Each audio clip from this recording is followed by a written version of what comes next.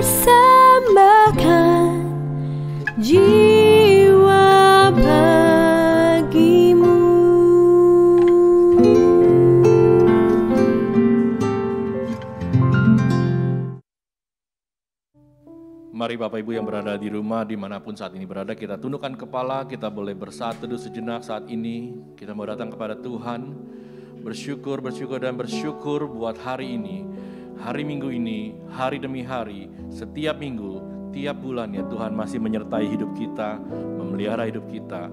Dalam keadaan apapun saat ini, sehat maupun sakit, susah maupun senang, Tuhan tetap menyertai kita. Bersyukurlah kepada Tuhan, bahwa pagi hari ini, hari Minggu ini kita boleh bersama-sama datang kepada Tuhan.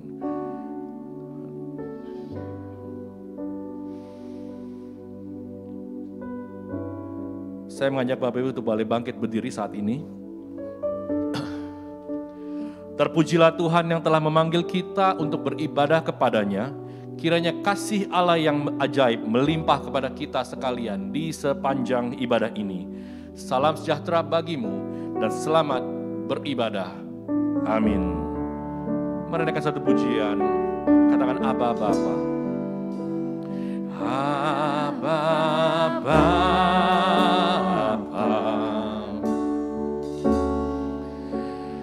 Aba Bapa.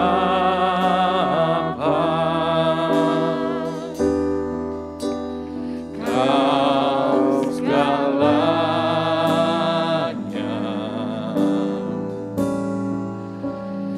bagiku.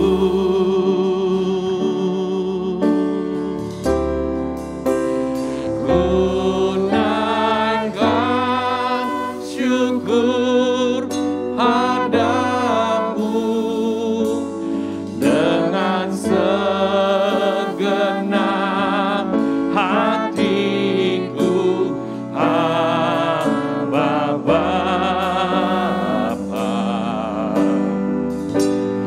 ku mengasihimu. Sekali katakan Aba Bapa, Aba Bapa. Aba Bapa, Aba Bapa, Aba Bapa. Katakan Dia segalanya bagi kita. Kau segalanya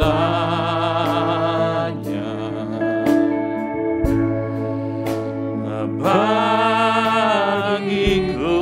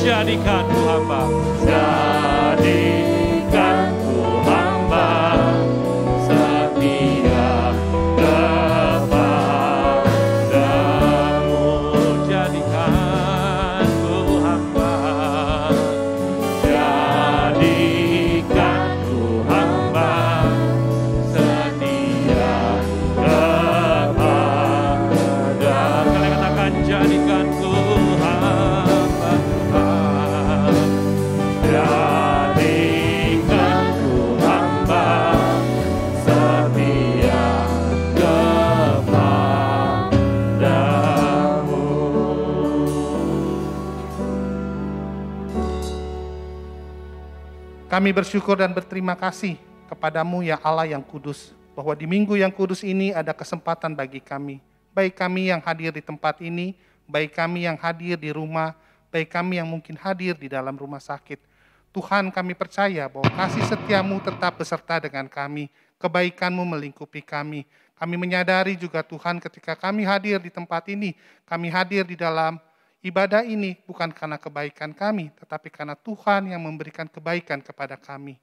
Karena itu Tuhan Yesus, doa kami adalah pimpin sertai jalannya ibadah pada hari ini. Pimpin sertai pemimpin pujian, pemain musik, para penata layan, secara khusus untuk hamba-Mu Pak Peter Pins yang akan menyampaikan kebenaran firman-Mu. Biar apa yang sudah beliau persiapkan boleh disampaikan seturut dengan kehendak-Mu dan nama-Mu dipermuliakan. Kami berdoa di dalam nama Tuhan kami Yesus Kristus, Tuhan dan Juru Selamat kami yang hidup. Amin. Silakan duduk kembali Bapak Ibu sekalian. Kita ada satu pujian, selidiki aku, lihat hatiku, sebagai pujian pengakuan dosa kita di hadapan Tuhan saat ini.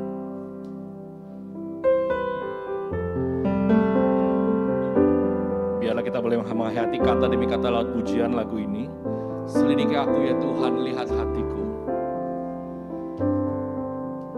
Haleluya.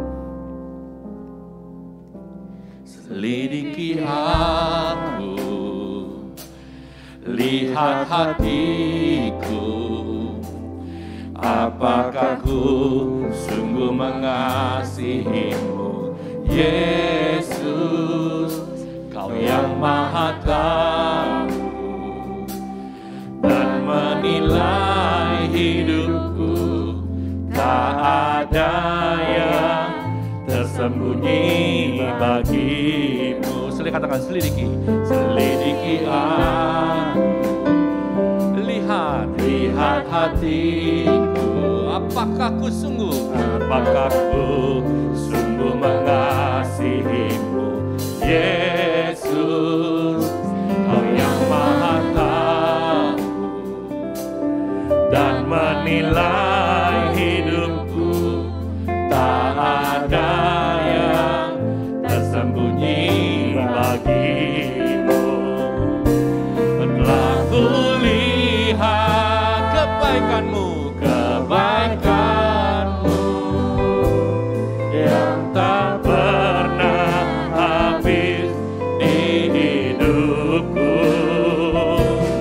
Ku berjuang sampai akhirnya Kau dapati aku tetap setia. Naikkan pujian sekali lagi dengan kita boleh menghayati kata demi kata. Lihat hatiku, apakah ku sungguh mengasihimu, Yesus, Kau yang Maha Tahu dan menilai hidupku, tak ada yang tersembunyi bagimu. Telah kulihat kebaikanmu yang tak pernah habis di hidupku. Ku berjuang sampai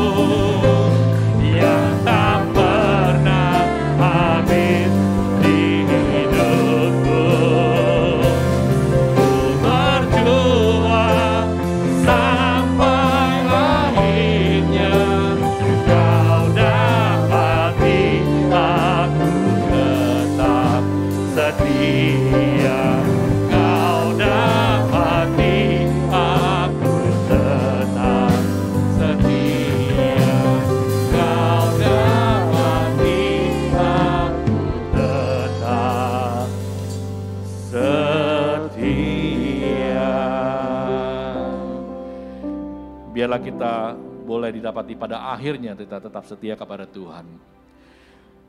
Berita pengampunan dan dosa dan berita anugerah terambil dari Yesaya 43 ayat 25 berkata, Akulah dia yang menghapus dosa pemberontakanmu oleh karena aku sendiri dan aku tidak mengingat-ingat dosamu. Amin. Baik saudara, kita akan masuki satu pujian sukacita kita bahwa kita percaya saat ini tiap langkah kita Tuhan yang pimpin. Tiap langkah kita Tuhan yang mengaturnya. Kita akan pujian ini boleh, kalau boleh kita boleh sama-sama boleh bangkit berdiri kembali saat ini. Biarlah kita boleh nyanyikan dengan sukacita, dengan semangat, baik saudara yang di rumah saat ini, dimanapun berada, katakan dengan percaya dengan iman. Tiap langkahku diatur oleh Tuhan dan tangan kasih-Nya memimpinku di tengah badai, di tengah badai dunia menakutkan. Hatiku tenang, tenang, teduh tiap langkahku, tiap langkahku. Ku tahu ya Tuhan pimpin ke tempat tinggiku di hatanya, hingga sekali nanti aku tiba di rumah Bapa surga yang bakal.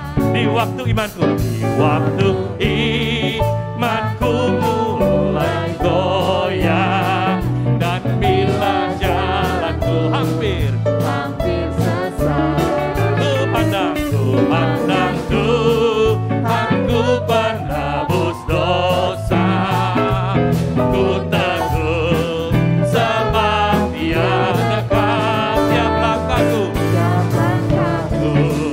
Ku tahu ya Tuhan pimpin ke tempat tinggiku di hati-Nya, hingga sekali nanti aku tiba di rumah Bapa surga yang bakal, di rumah Bapa surga yang bakal. Saya katakan, di rumah Bapa surga yang bakal. Haleluya. Silakan duduk kembali Bapak Ibu sekalian. Kita akan masuk dalam firman Tuhan. Hari ini tema kita merdeka dari pengaruh hidup hedonisme yang akan dibawa oleh hambanya Pak Pendeta Peter Spin. Baik, kita akan ada satu pujian bahwa Kau Allah kita yang setia, walau kita berjalan dalam satu lembah kekelaman, walaupun kita dalam ketakutan, tapi kita percaya bahwa Tuhan hadir di tengah-tengah kita. Tuhan hadir di sisi kita. Dialah Tuhan yang berjanji.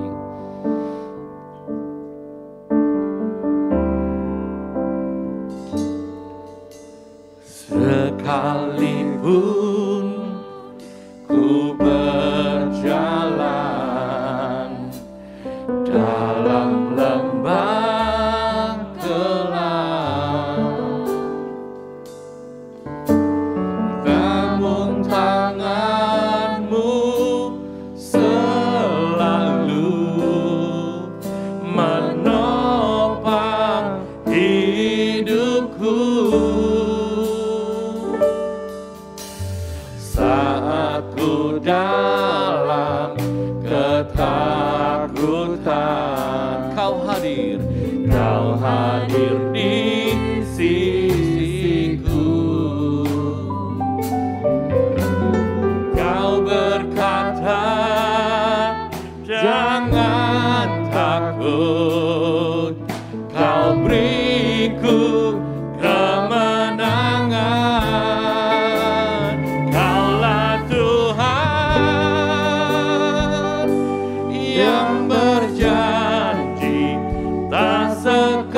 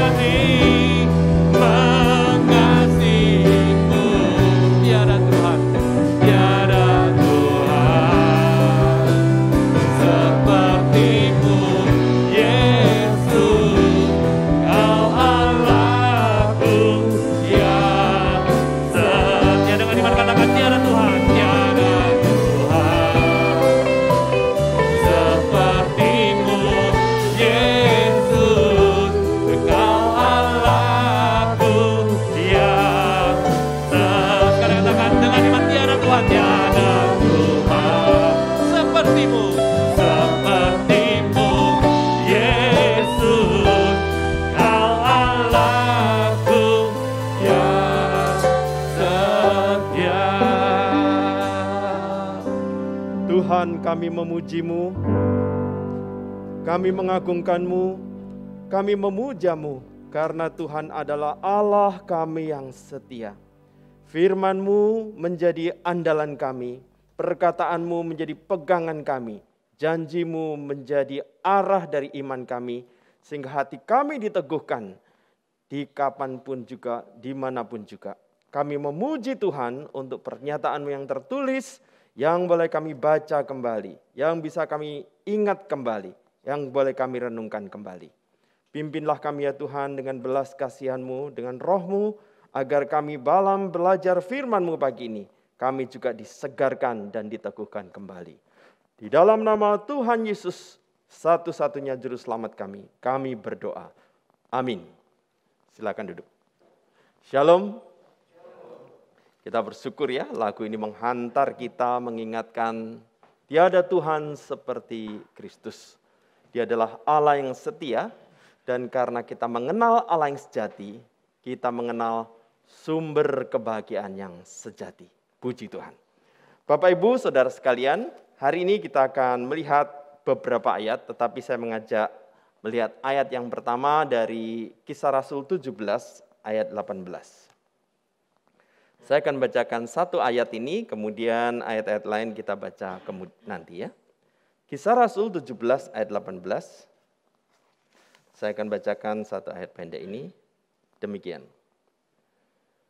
Dan juga beberapa ahli pikir dari golongan Epikuros dan Stoa bersoal jawab dengan dia, dan ada yang berkata, apakah yang hendak dikatakan si peleter ini? Tetapi yang lain berkata, rupa-rupanya ia adalah pemberita ajaran dewa-dewa asing. Sebab ia memberitakan Injil tentang Yesus dan kebangkitannya. Saudara, di situ ada kata Epikuros. Ya. Saya membaca berita di media dan saya kaget dan prihatin ya. Dikatakan semacam ini.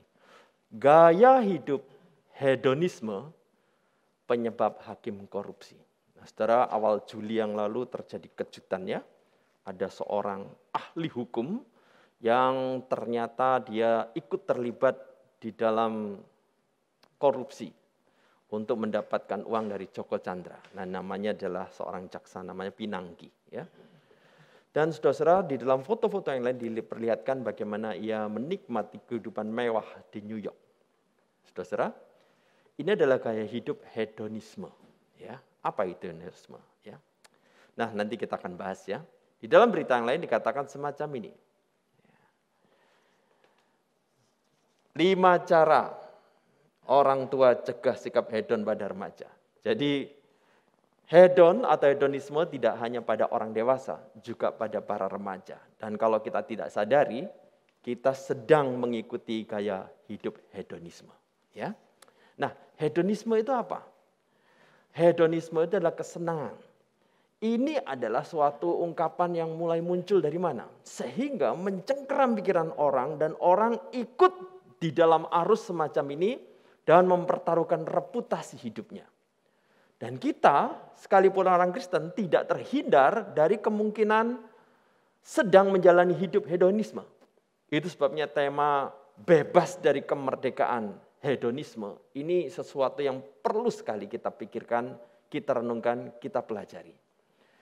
Nah, Bapak Ibu Saudara sekalian, di dalam Kisah Rasul tadi dikatakan beberapa ahli pikir dari golongan Epikuros.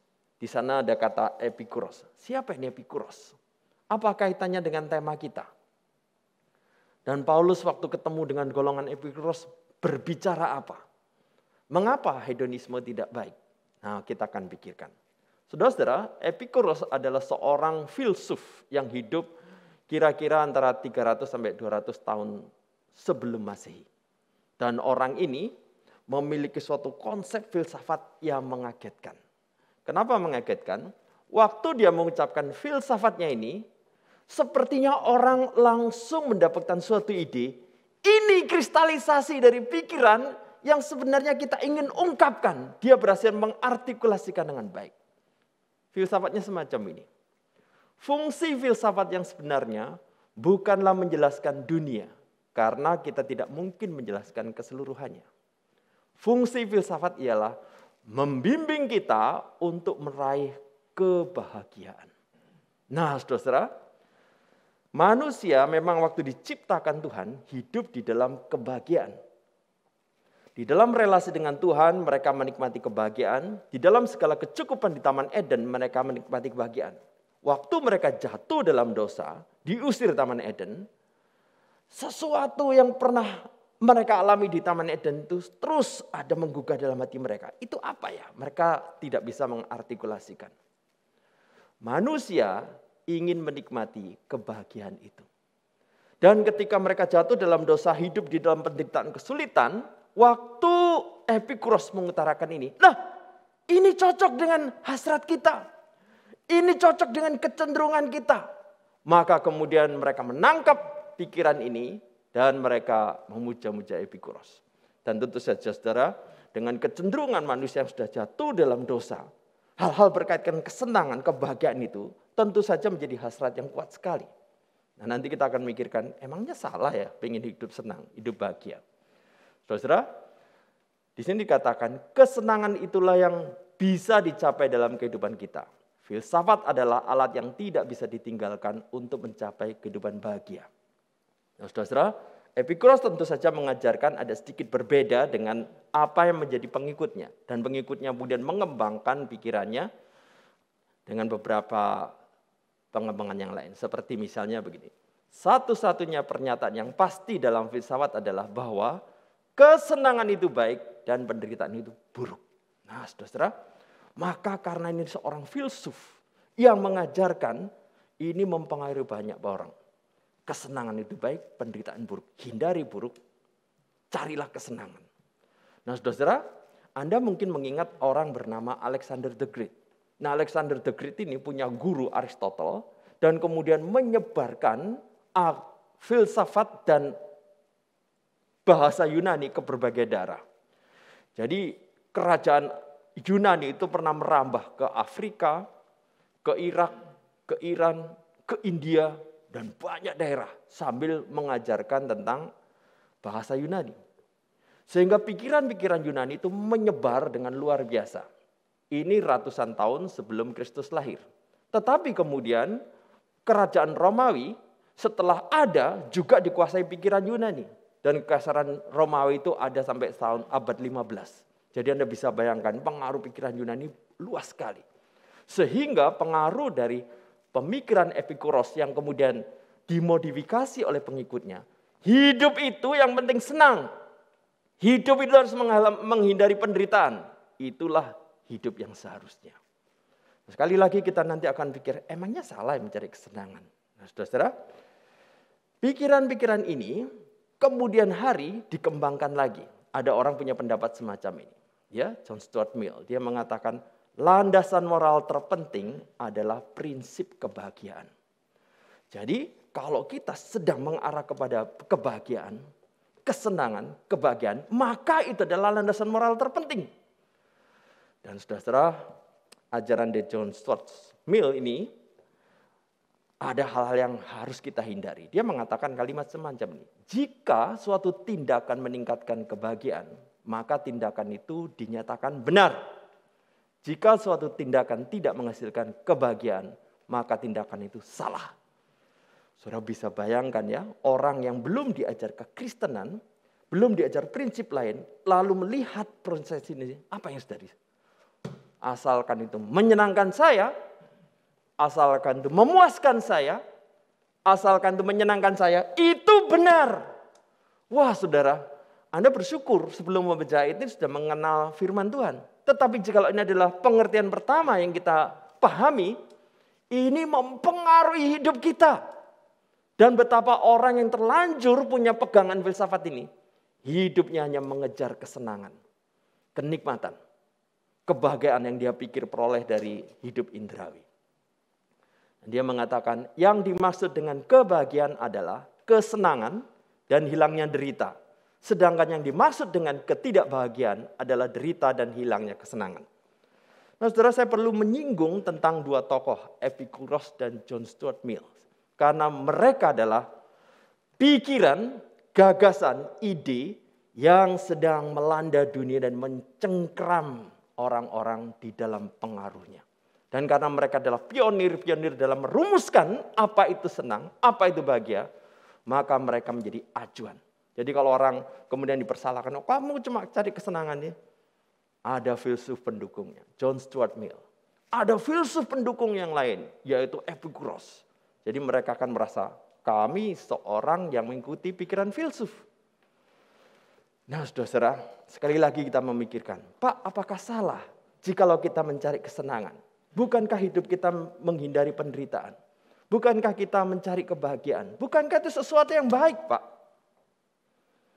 Nah, saudara, umumnya kesenangan, kebahagiaan, kenikmatan dikaitkan apa? Kesuksesan, kekayaan, dan kesenangan secara indrawi. Nah, saudara, tentunya kita akan berpikir sepertinya nggak ada salah kita menghindari penderitaan. Saudara, saya akan memaparkan satu fakta menarik, ya. Dan kalau Anda tertarik membaca sendiri, ini ada bukunya. Judulnya adalah The American Paradox, ya, ditulis oleh David G. Myers. Nah, saudara, apa yang diungkapkan di dalam buku ini mengagetkan, ya. Mengagetkannya bagaimana? Nah, supaya Anda merasakan apa yang saya rasakan dan Anda kemudian mendapatkan stimulasi, saya akan paparkan. Ya. Di dalam buku ini ada suatu hasil riset yang diadakan secara berulang, longitudinal. Jadi bukan riset satu kali kemudian selesai. Dan riset ini dilakukan dalam jangka bukan waktu 1 tahun, 2 tahun, bukan 10 tahun, bukan 20 tahun, puluhan tahun untuk mengamati. Dan apa yang diamati? Mari kita lihat. Jadi saudara, di dalam diagram ini adalah hasil riset selama puluhan tahun, yaitu sejak tahun 57 sampai tahun 2002. Nah, saudara, saya jelaskan ya. Jadi sekitar tahun 57 itu pendapatan, ya ini ya, average income ini. Nah, average income ini dihitung dari pendapatan Amerika secara total berapa dalam tahun tersebut dibagi jumlah penduduk. Nah, itulah kemudian rata-rata pendapatan orang Amerika. Itu yang istilah ekonominya pendapatan per kapita.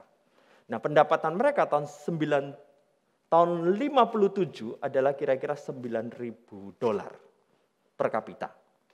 Pendapatan nasional dibagi per jumlah penduduk. Itu kira-kira, ya Anda bisa menjadi sini kira-kira 130 juta.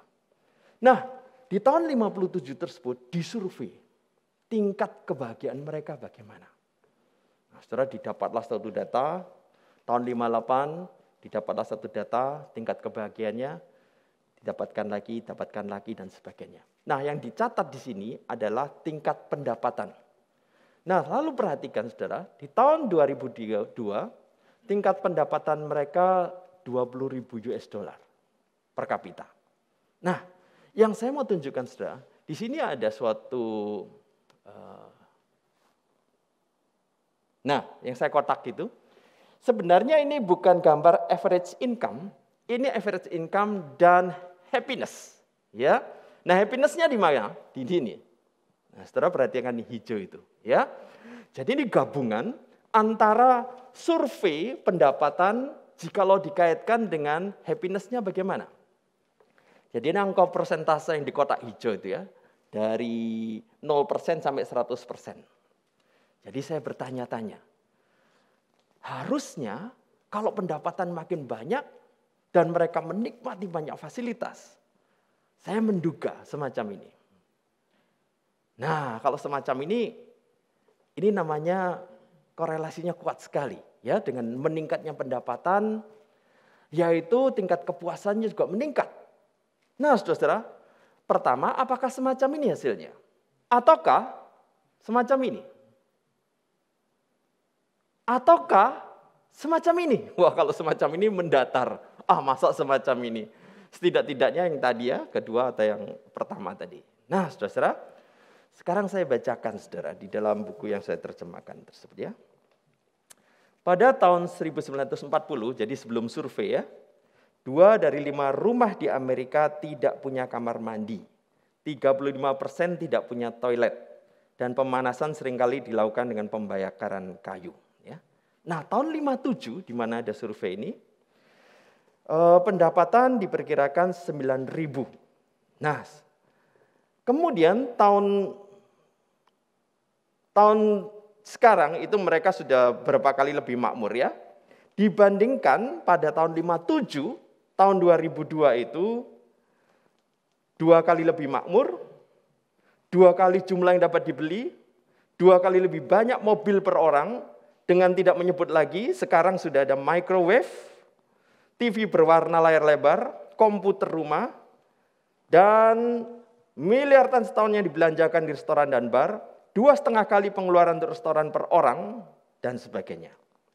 Nah saudara, mereka sekarang memiliki mesin pencuci piring. Kita belum punya ya, saya juga belum punya. Saya membayangkan apa piringnya pecah, itu pikiran naif ya. Tidak tahu itu seperti apa ya. Pengering pakaian, kita mungkin punya. AC, dan sebagainya. Nah saudara, lalu mereka sekarang memiliki rumah yang luas sekali. Jadi sekarang rata-rata memiliki garasi 3 ruang. Wah, garasi 3 ruang, saudara. 2 untuk mobil dan 1 lagi untuk gudang. Pemotong rumput, perahu, sepeda. Ya. Jadi tahun 50 ukuran rata-rata rumah baru tidak lebih besar dari garasinya sekarang. Nah, saudara, lalu kita bayangkan tahun 57 mereka begitu sederhana. Tahun 2002 sudah begitu luar biasa. Mestinya tingkat kepuasan juga meningkat. Jadi waktu saya membaca, saya tertarik lagi. Kira-kira tingkat survei happiness-nya bagaimana? Nah, saudara, jawabannya adalah ini. Mengagetkan sekali. Plot datanya adalah semacam ini. Jadi bukan meningkat korelasi, bukan juga sama dengan dulu, menurun. Mengagetkan sekali. Dan di sini ada pertanyaan, apakah kita sekarang lebih bahagia? Ya. Sekalipun kita sekarang ada TV berwarna, AC, apakah lebih bahagia? Sekalipun sekarang kita memiliki email, koper beroda, ponsel, CD, bedah kosmetik, permainan komputer, dan 100 macam ahli terapi, apakah kita lebih bahagia? Jawabannya, tidak. Waduh, mengagetkan sekali. Saudara-saudara, saya sebenarnya skeptis kalau dibilang, emang kita nggak perlu mengejar senang, kebahagiaan. Jangan menyalahkan orang cari kesenangan. Tapi data ini membuat saya berpikir, dan ini buku yang saya sudah baca berapa tahun yang lalu. Dan ketika kemudian saya diminta bicara hedonisme, saya langsung teringat lagi. Dan fakta ini memang mengagetkan, saudara-saudara. Nah, saudara-saudara, ini adalah fakta yang mengejutkan kita, tetapi ini fakta yang harus menjadi perhatian kita. Kalau begitu, penjelasannya bagaimana? Sehingga setelah orang memiliki begitu banyak barang yang menarik, rumah yang lebih luas, mobil lebih banyak, dan fasilitas sekitar elektronik yang lebih canggih, kenapa tidak juga menjadi lebih puas, tidak lebih senang, tidak lebih bahagia? Penjelasannya apa ini? Nah, saudara-saudara, ternyata di dalam psikologi ada istilah ini, saudara-saudara, yaitu hedonic treadmill. Saudara kalau punya treadmill untuk olahraga di rumah, nah begitu ya, jalan sudah berapa kilometer, tapi tetap di rumah, tetap di kamar. Nah, treadmill itu semacam itu. Jadi di gambaran seorang pria dan wanita lagi treadmill. Nah, hedonic treadmill itu semacam itu, saudara-saudara. Jadi saat kita beli makanan, pizza misalnya, enak sekali, luar biasa enak. Lalu dikasih lagi, 1 jam berikutnya, enak lagi, 1 jam berikutnya dikasih lagi, 3 jam berikutnya dikasih, 4 jam berikutnya. Bukannya kepuasan kita tuh makin enak, makin enak, makin enak, makin enak. Tidak, saudara-saudara. Ternyata cenderung begini. Lama-lama jenuh. Inilah hal yang berbahaya sekali. Kalau kita tidak sadari, kita akan mencari kepuasan di dalam kekayaan, seksualitas, hal indrawi tanpa kita menyadari ada titik di mana jenuh, dan kalau sudah jenuh kita mengalami hedonic treadmill. Nah, saudara, kalau tertarik istilah ini Anda pelajari. Hedonic treadmill harus menjadi sesuatu yang dipikirkan ulang jikalau orang memiliki filsafat hedonisme. Karena hedonisme ada titik tertentu jenuh, dan jikalau orang tidak menyadari hedonic treadmill, dia akan kaget, loh kenapa aku tidak senang lagi? Kenapa aku tidak puas lagi? Kenapa aku tidak gembira lagi? Kenapa hal yang aku pikir luar biasa sekarang membosankan? Kenapa jenuh? Saudara-saudara, inilah faktanya. Nah, saudara-saudara, di dalam benak kita itu ternyata ada sejumlah neuron. Ya. Dan di dalam neuron-neuron ini ada disebut neurotransmitter. Saya sebut saja zat begitu ya. Nah, zat ini saudara akan muncul saat kita mengalami kesenangan. Ya. Jadi saya mau menjadikan suatu hal yang lebih sederhana. Waktu kita senang dengan pizza misalnya pertama kali. Wah, itu keluar zat neurotransmitter ini. Lalu kemudian kita makan lagi. Karena saat itu pernah keluar katakanlah sejumlah 7% begitu ya. Ketika pizza muncul lagi, jikalau muncul cuma 5%, kita tidak senang lagi. Kita tidak menggairahkan lagi. Neurotransmitter sudah keluar angka 7%. Untuk lebih senang, kita perlu angka 8%. Dan jikalau sudah keluar 8%, kita ingin angka lebih besar lagi. Dan jikalau angka di bawahnya, kita tidak akan pernah puas lagi. Nah, saudara-saudara, inilah yang harus kita sadari. Zat itu menuntut tingkat hal yang lebih tinggi lagi, rangsangan lebih tinggi lagi. Jikalau tidak, kita tidak akan puas lagi. Ini bahaya dari kesenangan indrawi, ini bahaya dari kepuasan seksualitas, bahaya dari kepuasan secara fisik. Saudara, berapa tahun yang lalu saya membaca buku berjudul Jebakan Pornografi. Diterbitkan oleh Metanoia. Dan di dalamnya saya membaca suatu kisah yang mengagetkan saya. Saudara tahu, jangan kita, Nabi Daud atau Raja Daud pun pernah terjatuh di dalam seksualitas. Pria itu cenderung lemah terhadap godaan seksualitas secara visual. Dan di dalam buku ini ceritakan ada seorang pemuda.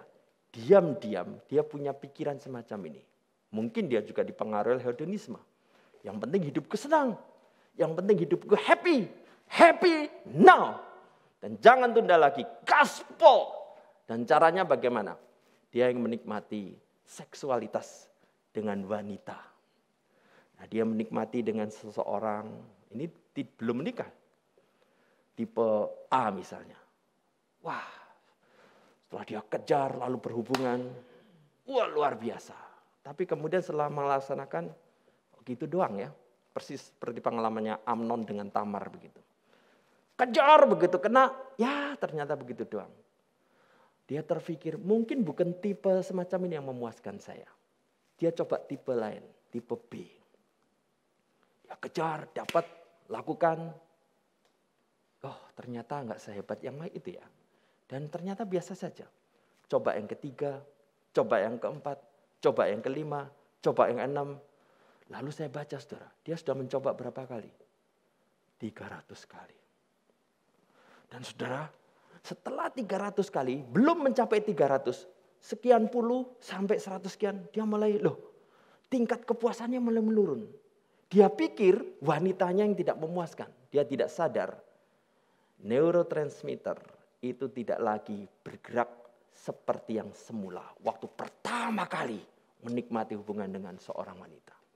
Jadi dia bingung, kok ini membosankan padahal kelihatannya menarik, kelihatan seksi. Oh mungkin tipe yang ini coba lagi. Dia tidak sadar itu sudah menurun. Sampai yang ke-300, dia bingung. Kenapa seks yang ku kejar ternyata membosankan, ternyata menjenuhkan, ternyata membuatku tidak puas lagi. Padahal ini harusnya kepuasan yang hebat. yang menggoda, yang menstimulasi seluruh saraf priaku. Nah saudara, karena dia kaget, coba lagi, ternyata tidak memuaskan lagi. Dia tidak menyadari neurotransmitter tidak sekencang sebelumnya, tidak sebesar sebelumnya.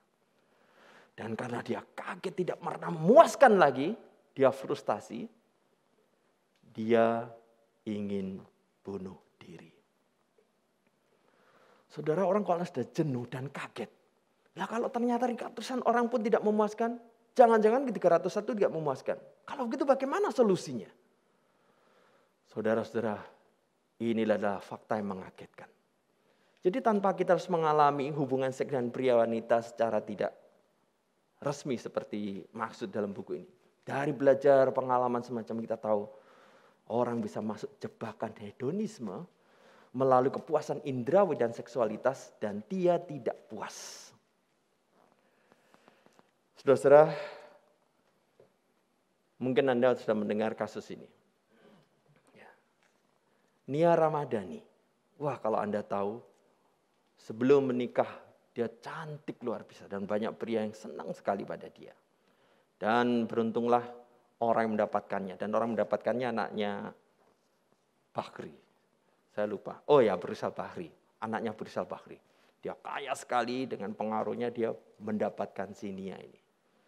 Dan kemudian banyaklah orang yang memuja Nia, kemudian patah hati. Ya, tentu saja dia dapat. Nah saudara-saudara, kalau Anda tahu apa yang dimaksud dengan kepuasan indrawi itu terbatas. Dan seperti juga diagram dari American Paradox. Orang sekalipun dia kaya sekali. Sekalian dia punya mobil yang banyak. Pada tertentu dia akan merasa itu biasa. Anda pasti punya rumah dan tinggal di rumah. Kalau Anda tanya sebelum khotbah ini, bagaimana perasaan Anda di rumah? Biasa saja tuh. Mobil Anda bagaimana? Biasa saja tuh. Kita biasa. Karena apa? Sentuhan itu sudah hilang lagi.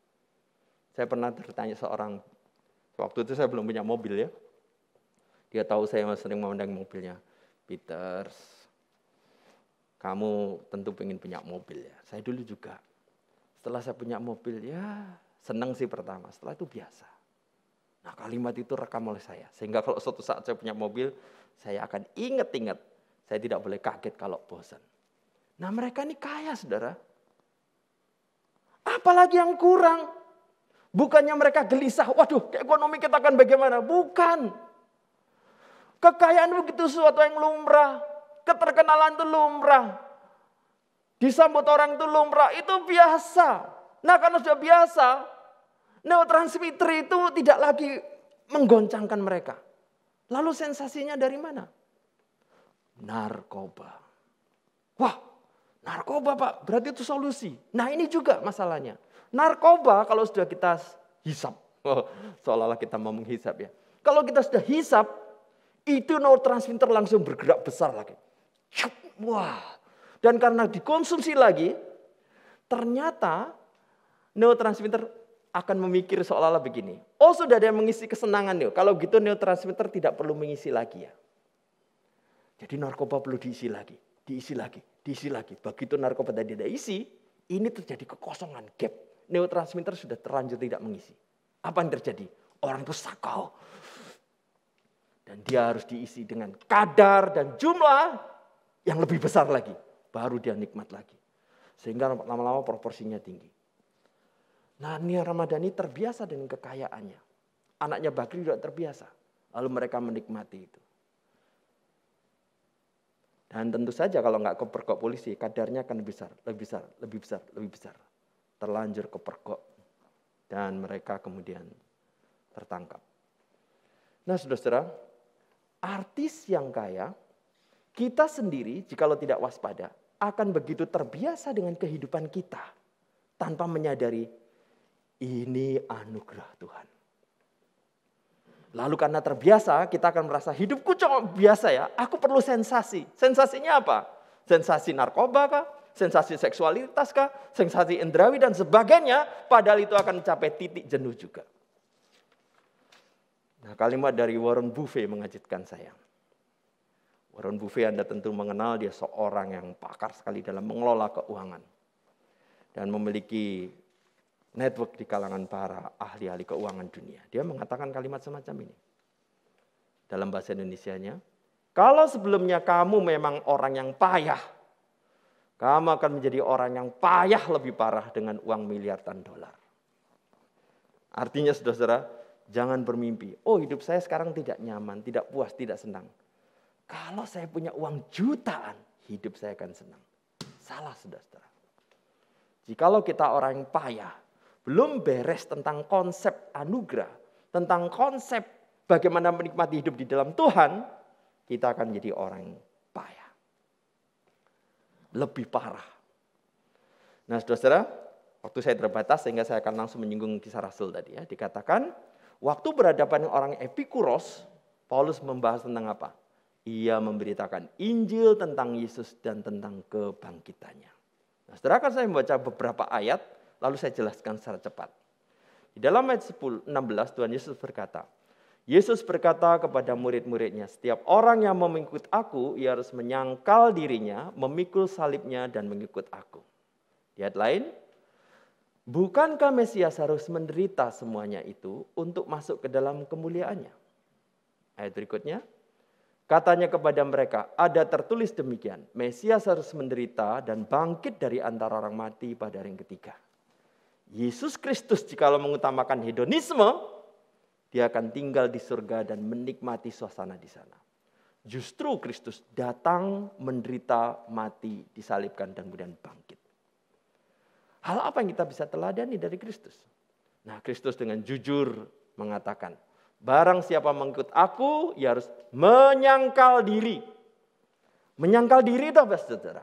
Apa membenci diri? Memusnahkan diri? Menindas diri? Bukan. Diri setelah jatuh dalam dosa, diri manusia cenderung untuk menikmati apapun demi kepuasan diri sendiri. Entah itu hawa nafsunya, entah itu materialismenya, entah itu hedonismenya, entah itu individualismenya, entah itu viktimismenya, entah itu otonomismenya, dan sebagainya. Menyangkal diri berarti segala hasrat diri ini kita singkirkan. Yang kita utamakan adalah apa yang menjadi kehendak diri Allah. D-I-R-I huruf besar. Menyangkal diri berarti mengutamakan apa yang menjadi keinginan diri Allah. Apa yang menjadi kehendak diri Allah. Apa yang menjadi kemauan diri Allah. Itu artinya menangkal diri kita yang kecil ini. Nah, waktu kita mengutamakan diri Allah, apa yang menjadi keinginan, pikiran, kehendak, perasaan diri Allah, itu yang menjadi keutamaan dalam hidup kita. Lalu di sana katakan memikul salibnya. Saudara-saudara, Tuhan Yesus dengan jujur mengatakan, ikut aku. Tuhan Yesus sudah mengatakan, kamu akan mengalami kesenangan. Kamu akan mendapat bintang. Kamu akan mendapat kesuksesan. Tidak. Tuhan Yesus dengan belak-belakan mengatakan, ikut aku, kamu pikul salib. Artinya mengalami penderitaan, kesusahan. Dan disitulah kuncinya, saudara-saudara.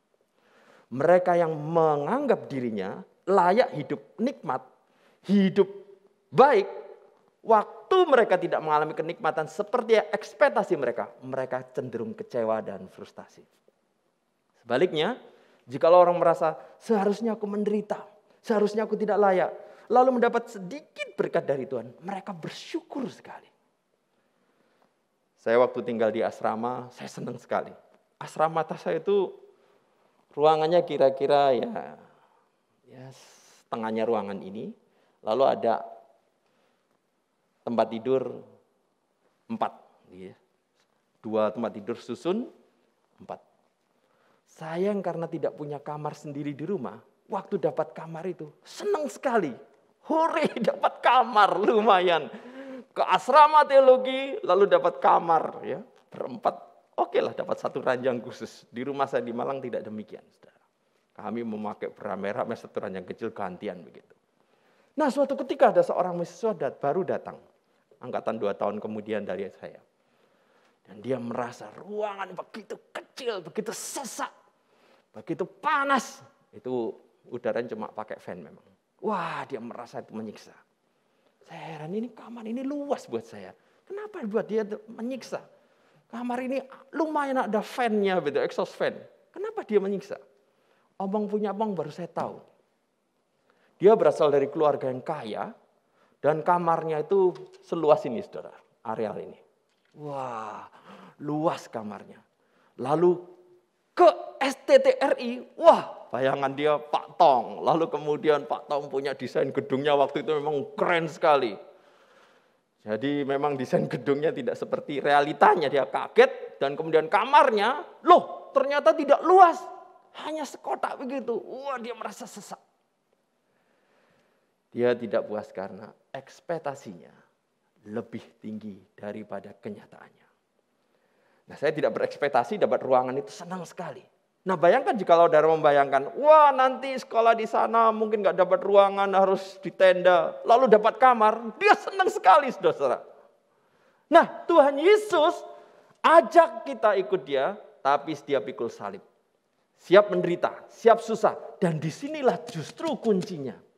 Jikalau kita sadar, siap menderita, bahkan sebenarnya tidak layak ikut Kristus karena harusnya binasa, lalu Tuhan memberikan sedikit anugerah, kita akan bersyukur tanpa tergantung kepuasan indrawi, tanpa tergantung kekayaan material, tanpa tergantung kedudukan.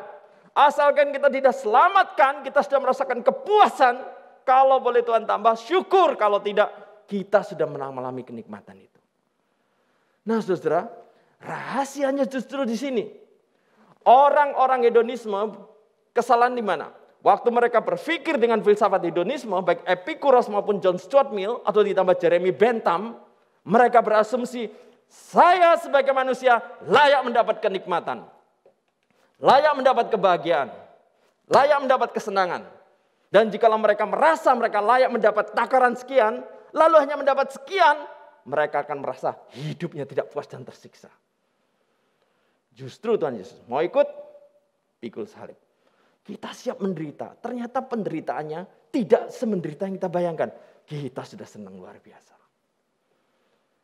Saudara-saudara, jebakan hedonisme justru di sini. Menganggap diri layak mendapat kenikmatan, kesenangan, kebahagiaan.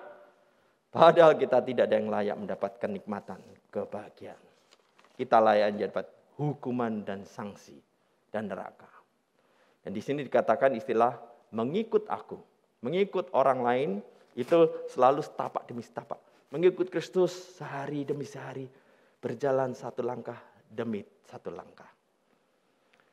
Saudara-saudara, mari kita menyadari ada bahaya hedonisme. Dan mari kita mengikuti cara Tuhan Yesus di dalam memperbaiki hidup kita. Dengan cara demikian kita akan menjadi pribadi yang lepas dari jebakan hedonisme. Dan kita menjadi pribadi yang mengarah pada apa yang dicontohkan oleh Tuhan Yesus di dalam hidup kita. Kiranya Tuhan menolong kita menyadari hal-hal apa yang perlu kita benahi di dalam pemikiran kita, di dalam hidup kita. Mari kita masuk di dalam doa.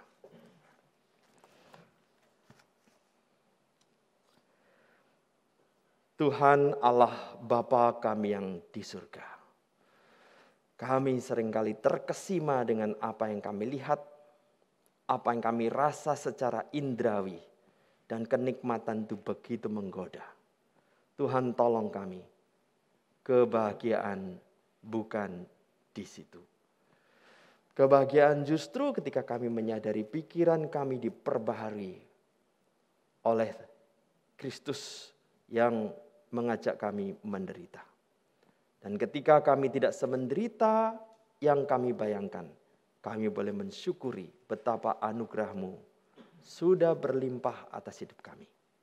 Tolong Tuhan kami tidak bermimpi fata morgana bahwa jikalau kami lebih kaya, lebih menikmati sensualitas, kami akan lebih senang dan bahagia.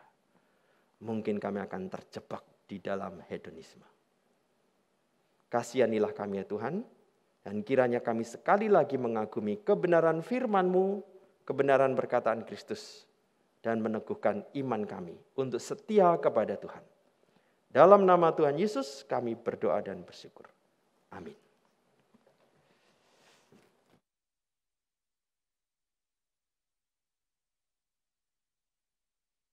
Dimohon bangkit berdiri.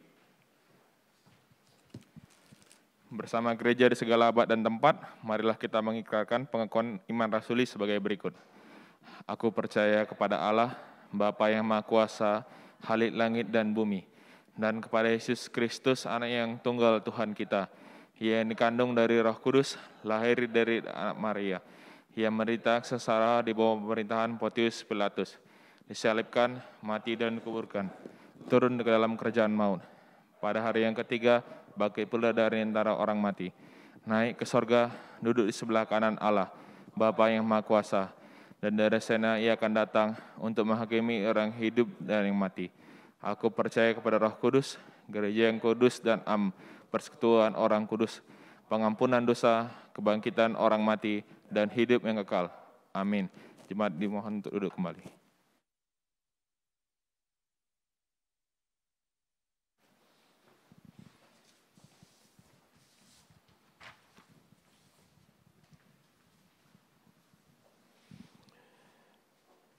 Puji nama Tuhan, kita sudah mendengar firman Tuhan sampai oleh hambanya Pak Pendeta Peter Spin.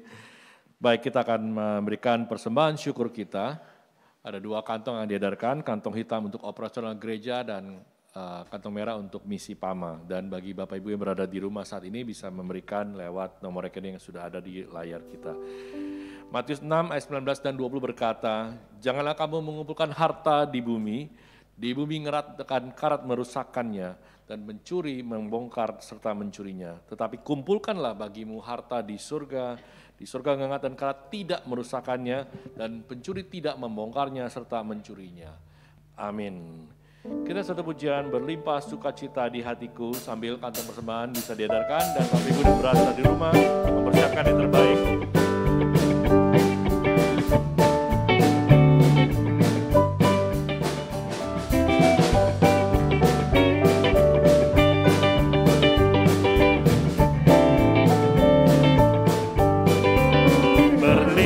Sukacita di hatiku, di hatiku, di hatiku, berlimpah sukacita di hatiku, tetap di hatiku.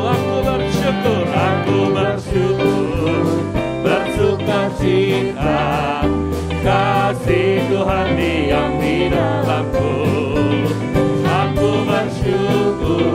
Bersukacita, kasih Tuhan diam di dalamku. Yang kedua, ini dia damai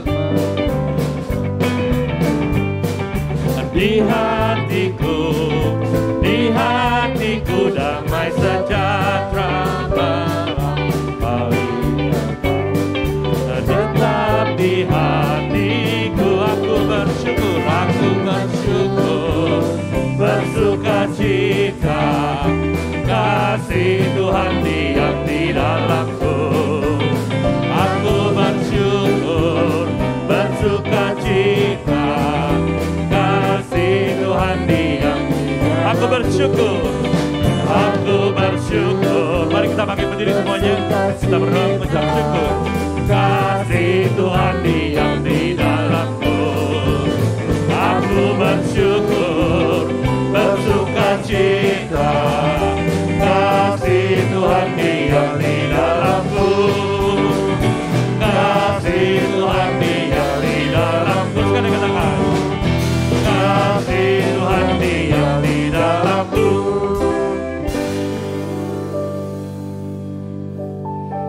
Kita berdoa. Tuhan Allah Bapa dalam kerajaan sorga, Bapa di dalam anak-Mu Yesus Kristus, Tuhan dan Juru Selamat kami.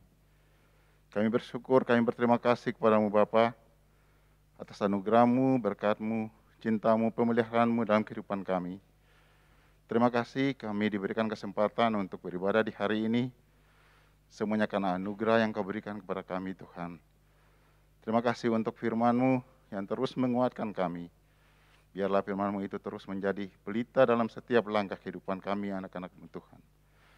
Terima kasih Tuhan, kesempatan ini kami juga bersyukur memberikan persembahan syukur kepada-Mu Bapa. Biarlah Engkau memberkati akan setiap persembahan-persembahan kami. Biar sembahan yang kami berikan ini Tuhan, semuanya berasal daripada-Mu. Untuk itu Tuhan, biarlah Engkau memberkati akan setiap pekerjaan-pekerjaan kami, setiap usaha-usaha yang kami jalani.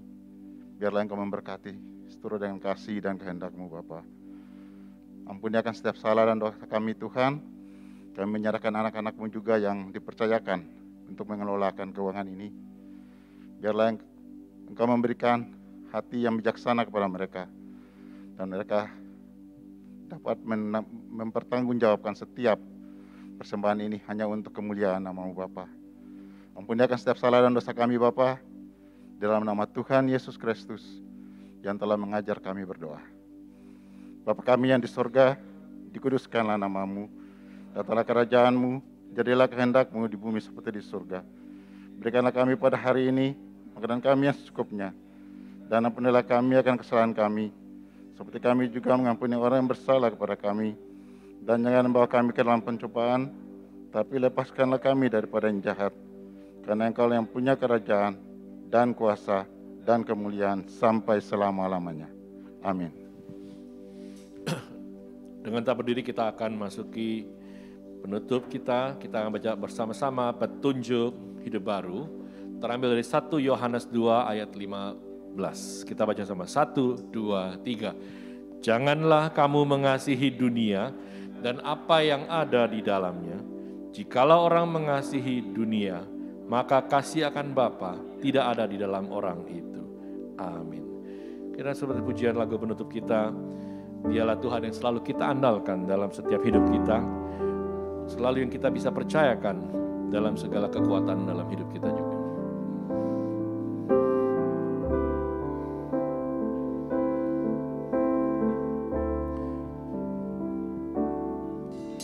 Engkau Tuhan yang setia,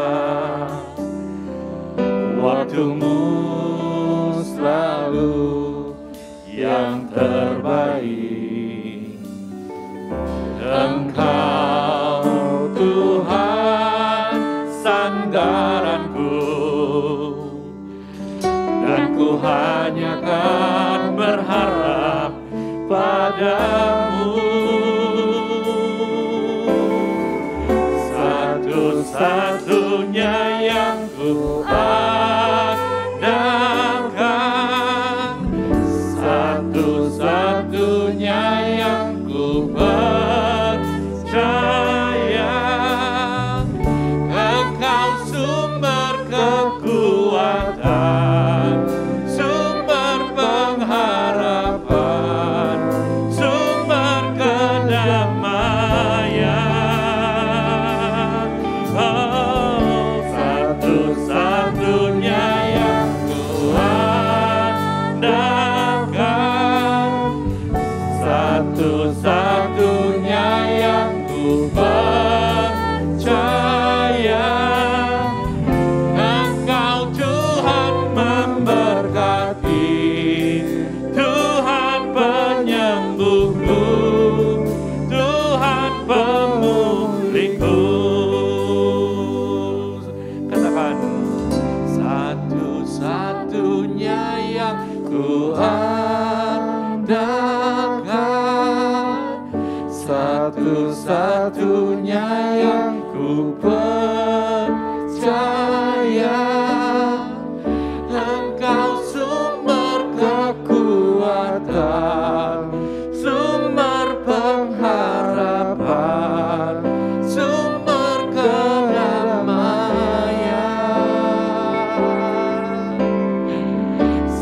Satu-satunya yang ku andalkan, satu-satunya yang ku percaya. Engkau Tuhan memberkati, Tuhan penyembuhku, Tuhan pemulihku. Katakan sekali, satu-satunya, satu-satunya yang ku andalkan, satu-satunya yang ku percaya. Engkau sumber kekuatan, sumber pengharapan, sumber kedamaian.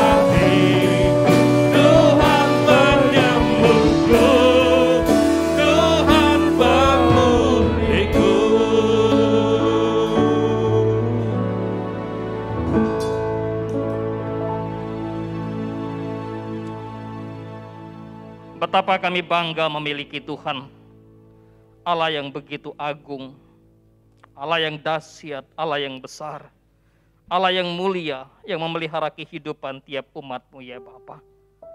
Oleh sebab itu di ibadah Minggu Kudus hari ini kami terus diingatkan oleh Tuhan. Ketika kami ada di dalam Kristus, bagaimana kami mengatur kehidupan kami, mengelola kehidupan kami, sehingga tidak terjebak dengan apa yang dunia tawarkan. Ajar kami untuk terus mampu bersyukur dengan segala sesuatu yang Tuhan anugerahkan bagi kami. Kami berdoa mohon belas kasihan Tuhan, memberikan penghiburan bagi keluarga Pak Janto dan Bu Mer dalam duka mereka atas berpulangnya seorang menantu yang Tuhan panggil. Kami berdoa di dalam nama Tuhan kami Yesus Kristus untuk setiap saudara-saudara kami yang saat ini sedang dalam kondisi yang sakit. Salah seorang anak muda kami yang ada di Bandung kuliah dan saat ini sedang isolasi mandiri, biarlah Tuhan juga menolong memberkati. Dimanapun mereka berada, entah ada yang di rumah sakit atau isolasi mandiri atau sakit apapun mereka, dalam nama Tuhan Yesus Kristus, berdasarkan belas kasihan Tuhan kepada mereka, biarlah Allah bermurah bagi mereka. Berdoa untuk seluruh kehidupan perekonomian jemaat Tuhan. Berdoa untuk seluruh pekerjaan mereka. Berdoa untuk mereka yang bergumul dengan pasangan hidup. Tuhan tolong, Tuhan memberkati. Yang berdoa untuk pendidikan anak-anak-Mu. Dimanapun mereka ada, baik di Indonesia maupun di luar negeri, Tuhan campur tangan. Dan lebih daripada itu kami berdoa untuk seluruh iman jemaat Tuhan. Biarlah iman mereka terus dalam pemeliharaan Allah, sehingga iman mereka tetap dan tidak gugur sekalipun dalam situasi kondisi yang berat dalam kehidupan di dunia ini. Karena itu Tuhan berkatilah tiap anak-anak-Mu. Berkatilah aparat pemerintahan bangsa dan negara kami, proses vaksinasi, kondisi perekonomian bangsa dan persiapan untuk menyambut, memperingati kemerdekaan Republik Indonesia yang ke-67. Biarlah Tuhan Engkau memberkati. Oh Tuhan, Engkau berkati seluruh kehidupan pejabat pemerintah bangsa dan negara kami, sehingga perayaan kemerdekaan yang akan dihadapi, yang akan dilakukan sekalipun secara virtual, semua dalam pimpinan pemeliharaan Allah. Berkati Polri, TNI, para pejabat bangsa ini untuk mengamankan bangsa, menjaga kedaulatan bangsa. Terima kasih Tuhan. Pada akhirnya seluruh rangkaian ibadah kami pada Minggu Kudus hari ini kami akhiri. Bapak Ibu jemaat yang dikasihi Tuhan, arahkan hatimu kepada Allah dan terimalah berkat daripada Tuhan. Dia akan memberkati engkau. Kasih karunia dan damai sejahtera dari Tuhan kita, yaitu Allah Bapa pencipta langit bumi dan segala isinya, persekutuan yang indah di dalam Tuhan kita Yesus Kristus, yang telah mengorbankan dirinya mati untuk kita, menyelamatkan kita, yang memberikan firman bagi kita, dan di dalam Allah Roh Kudus yang terus memberikan penghiburan, kekuatan, pertolongan bagi kita menjalani kehidupan, dan bahkan mengajar kita untuk hidup dan kuat di dalam menjalani firman-Nya dari saat ini sampai kesudahan zaman. Amin. Haleluya, haleluya, haleluya, haleluya, haleluya, amin, amin, amin.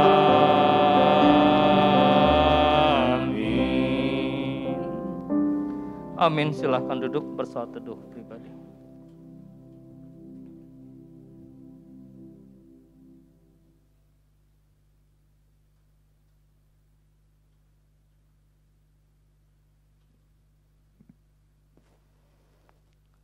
Amin.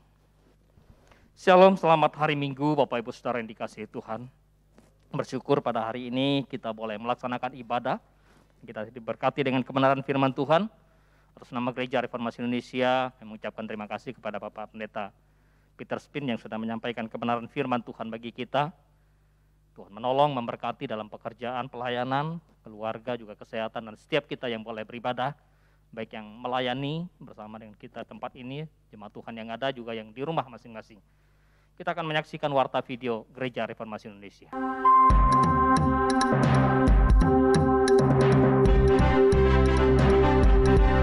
Gereja Reformasi Indonesia, misioner dan kritis, melayani, menjawab dan memenuhi kebutuhan umat di segala abad. Shalom, selamat hari Minggu bersama saya Missy Maria, hadir untuk menyampaikan warta sepekan Gereja Reformasi Indonesia. Ibadah tengah minggu. Persekutuan Oikumene hari Rabu pukul 12.00 akan dilaksanakan secara online via Zoom dengan tema Hidup yang Berdedikasi yang akan disampaikan oleh Bapak David Huwai. Antioquia Ladies Fellowship hari Kamis pukul 11.00 akan dilaksanakan secara online via Zoom dengan tema Bergantung pada Kekuatan Tuhan yang akan disampaikan oleh Bapak Fenri Sinurat. Pendalaman Alkitab hari Jumat pukul 19.00 akan dilaksanakan secara online via Zoom membahas kitab Habakuk pasal 1 ayat 1-4 yang akan disampaikan oleh Pendeta Netsen. Persekutuan doa pagi hari Sabtu pukul 5.30 pagi akan dilaksanakan secara online via Zoom yang akan dipimpin oleh Penatua Agustoni. Antioquia Youth Fellowship hari Sabtu pukul 16.00 akan dilaksanakan secara online via Zoom dengan tema Terjebak di Lingkungan yang Toksik yang akan disampaikan oleh Ibu Juanifa Sidarta. Sekolah Minggu akan dilaksanakan secara online via Zoom pukul 9.00 yang akan dilayani oleh tim guru sekolah minggu Gereja Reformasi Indonesia. Ibadah minggu depan akan dilaksanakan secara live streaming di YouTube channel Gereja Reformasi Indonesia pukul 10.00 dan akan relive di YouTube pukul 17.00 dengan tema Peran Allah dan Tanggung Jawab Manusia dalam Dunia yang Berdosa yang akan disampaikan oleh Pendeta Sastra Sembiring. Kami nantikan kehadiran Anda dalam setiap ibadah sepanjang minggu ini. Dan info lainnya yang perlu Anda ketahui, Suatu karya yang agung mulia, saatnya kan tiba nanti. Kau lihat pelangi kasihnya,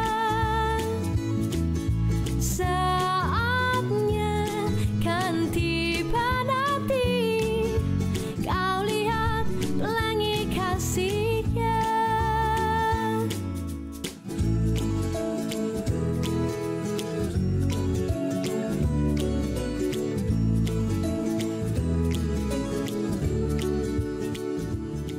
demikianlah warta sepekan Gereja Reformasi Indonesia, dari kita, oleh kita, untuk kemuliaan nama Tuhan Yesus Kristus, Kepala Gereja. Tuhan Yesus memberkati dan salam sejahtera. Selamat ulang tahun bagi Bapak Ibu jemaat Tuhan yang berulang tahun sepanjang minggu ini. Kiranya Tuhan menolong, memberkati dalam kesehatan, keluarga, dan terus bertumbuh dalam iman kepada Kristus. Ibadah kita hari ini selesai dan kita terus menjaga kesehatan kita, memperhatikan protokol kesehatan, dan tinggal 2 hari lagi kita akan memperingati kemerdekaan Republik Indonesia yang ke-76. Karena itu mari kita sama-sama mengambil bagian, berkontribusi bagi bangsa. Paling tidak dalam masa pandemik ini kita memperhatikan diri, kiri, kanan, ya, dengan menjaga kesehatan. Ya, Tuhan menolong, Tuhan memberkati kita. Selamat hari Minggu, Tuhan Yesus memberkati.